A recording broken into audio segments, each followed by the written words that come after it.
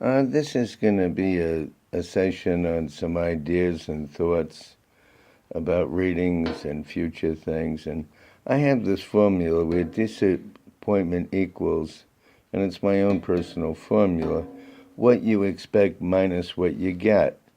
And you have to find out if the problem is what you get or what you expect.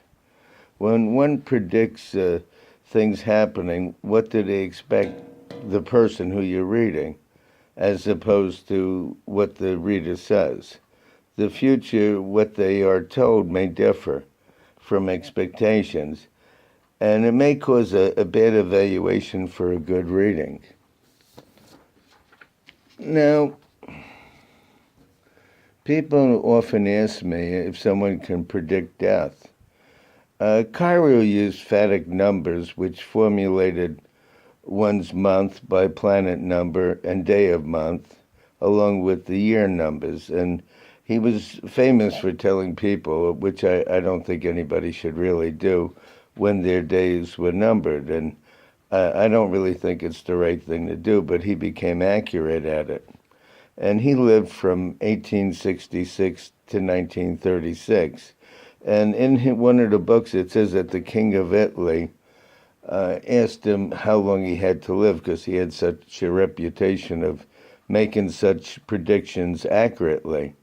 And he told the King of Italy that he only had 3 months to live, and the king actually got pale.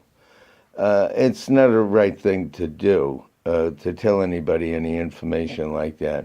I use fadic numbers to predict events in people's lives, and I've been pretty accurate about it, but I never try to predict the death of someone, and there's no good reason to even try to do so, and I've never even tried. And somebody would say, what is a reader? When I was at psychic fairs where there was a lot of different readers, they didn't differentiate between a psychic and an astrologer or a numerologist or a palmist. As far as they were concerned, accuracy is what counts. As if the person gave a good and accurate reading and it meant something to somebody's life, that was what was important to them, not what tool they used. The tools really are not that important. The tools are the method, whether it's astrology, palmistry, cards, numbers. The idea is that what the person does, they're good at. And anyway, when you learn to use a tool, whether it's cards, palms, whatever, it crosses into the psychic naturally by practice. In India, China, the Orient, palms are number one. They believe that the palms are a map, and they believe it's part of you because it's your own hands.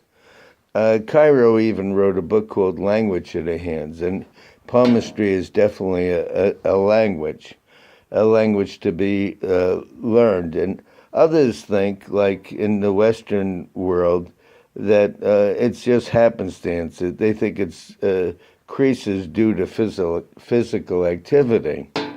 And the examples that they give in the palmistry books is that a society lady has more lines on her hand than somebody that does manual or physical labor.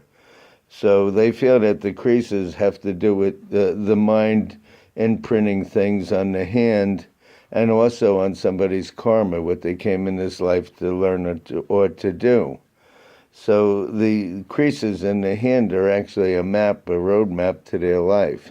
But of course, with any of these things, whether it's the palm or cards or handwriting analysis, you have to learn the science, and then as you use it, you always cross over into the psychic, and the line between the psychic and the science soon disappears. So a reader could be anybody that does anything as long as it's accurate to foretell either somebody's character, personality, events to come, their lifestyle, whatever the person's attempting to read.